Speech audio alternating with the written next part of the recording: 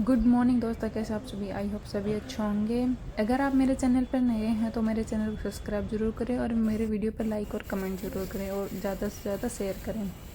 तो मैं हूँ बिट्टू कुमारी और मैं करती हूँ बैंकिंग की तैयारी, जैसे SBI, IBPS, RRB, इन सभी की। तो आज मैं आपके साथ शेयर करूँगी कि मैं अपने पूरे टाइम को कैसे यूटिलाइज़ करती हूँ, कैसे मोटिवेट रहती हूँ, कितना ब्रेक लेती हूँ और कैसे कैसे कितना कितना पढ़ाई करती हूँ। तो सबसे पहले स्टार्ट करते हैं रीजनिंग से।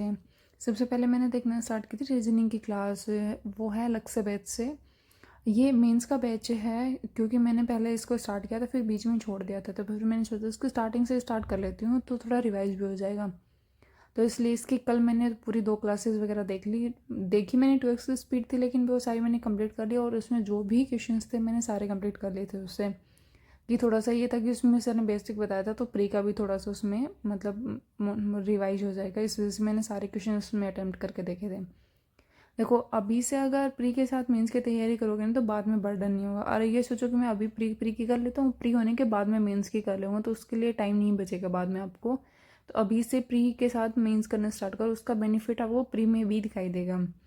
उसके लिए है कि थोड़ा थोड़ा क्लासेस करो, प्रैक्टिस वगैरह करो। अगर नहीं बन रहे क्वेश्चन तो एक बार ट्राई करके देखो कि बन रहे हैं या नहीं बन रहे हैं।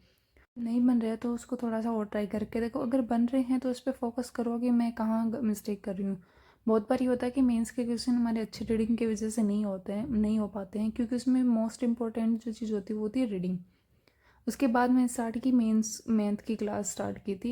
इसमें पहले मैंने मंथन बैच स्टार्ट किया था। सर का पहले बताया हुआ है कि हाँ मंथन बैच है मेंस का, तो मैंने स्टार्टिंग से करना स्टार्ट किया था इसको, क्योंकि बीच में छोड़ दिया था तो इसलिए दोबारा से करना ज़रूरी हो गया था, क्योंकि काफ़ी सारी DI थी जो मैंने स्किप कर दी थी उस टाइम पे, क्योंकि टाइम नहीं था उस टाइम पे। तो मैंने सोचा अभी टाइम है तो पूरा एक बार दोबारा से कवर कर लेती हूँ।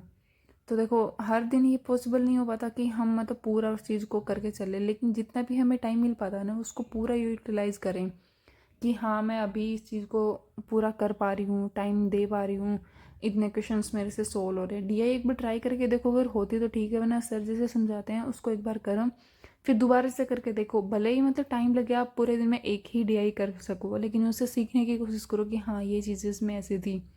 क्योंकि ज़रूरी नहीं है कि ज़रूरी तो क्या पॉसिबल नहीं है कि मतलब जैसा सर पढ़ाते हैं वही DI मतलब सेम टू सेम हमें मिल जाती है, क्योंकि स्कूल नहीं है, कंपटीशन है, इसका लेवल हाई होता है।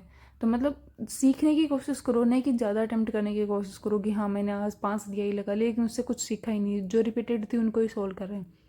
एक करो लेकिन उसमें जो भी है अच्छे से बेसिक से जो भी समझ में आता है उसको पढ़े और नया सीखने की कोशिश करें कि हाँ मैंने इस क्लास से ये सीखा था, इसमें वेरिएबल ऐसे निकाल रखा था, इसमें ये टर्म्स दे रखी थी, ये ऐसे निकलेंगे।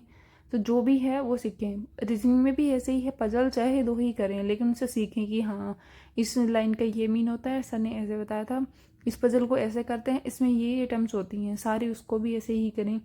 इंग्लिश में भी RC पढ़ें तो ये नहीं है कि उसको अटैम्प्ट करें कि हाँ मेंस में ये आ जाएगा, नहीं ऐसा कुछ नहीं होता है। मेंस में हमेशा अलग ही आते हैं, लेकिन हाँ हमारी रीडिंग स्किल्स अच्छी होंगी ना तो मेंस वाला क्वेश्चन पेपर में हमें बहुत बेनिफिट मिलता है इस चीज़ का।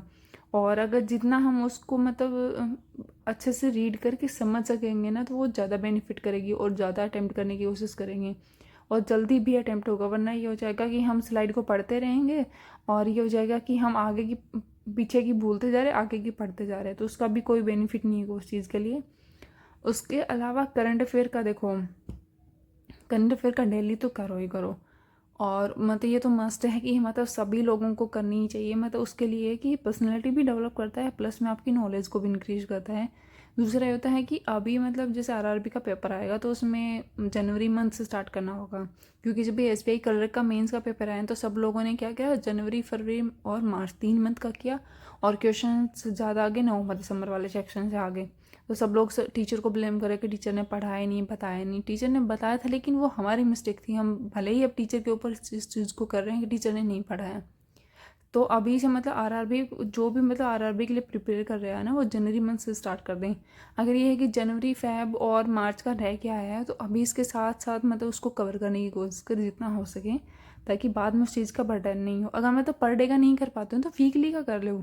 ज़रूरी नहीं है कि पर डे का मतलब पूरा टोटल आप पढ़ो, थोड़ा थोड़ा थोड़ा भी उसमें अगर करोगे तो भी वो हो जाएगा। क्योंकि जैन और फेब और मार्च इनके मतलब इतने क्वेश्चंस नहीं आते हैं, और अगर बने भी ये तो वो ज़्यादा डीपली नहीं बनते हैं। तो अगर वीकली भी करोगे तो भी तुम्हारा रिकवर हो जाएगा वो चीज़। उसके अलावा जब आप मतलब पर डे का कर लेते हो तो संडे को ये करो कि वीकली जो उसकी पीडीएफ प्रोवाइड करवाते हैं ना सर, उससे रिवीजन करो उस चीज़ का, क्योंकि रिवीजन वो होता है इफेक्ट दिखाती है हमारे। जितना रिवीजन करोगे उतना हमें ज़्यादा मतलब वो होगा, क्वेश्चन अच्छे से अटेम्प्ट कर पाएंगे और हमारी होगा एक्यूरेसी मेंटेन रहेगी। उसके बाद मैंने करना स्टार्ट की थी रीजनिंग की एडिटोरियल की क्लास। एडिटोरियल की क्लास में ये था कि पहले मैंने वो के याद की, उसके बाद मैंने अच्छे से एडिटोरियल रीड किया कि हाँ इसमें ये दिया है। और सर ने एक चीज़ और इसमें ऐड कर दी है कि द हिंदू का ही प्रेफर नहीं करते हैं। सर ने बोला कि अगर एडिटोरियल अच्छा नहीं आया तो इकोनॉमी टाइम्स से भी वो सर ऐड करेंगे। तो सर ने बोला कि कल से वो ट्राई करेंगे उस चीज़ को। और उसके अलावा मैंने उसके जो भी क्वेश्चन थे वो अटैम्प्ट करने की कोशिश की। सारे नहीं बनते लेकिन बनने लगे, पहले से इम्प्रूव है। तो ऐसा रहा मेरा आज का दिन। कमेंट करके ज़रूर बताना।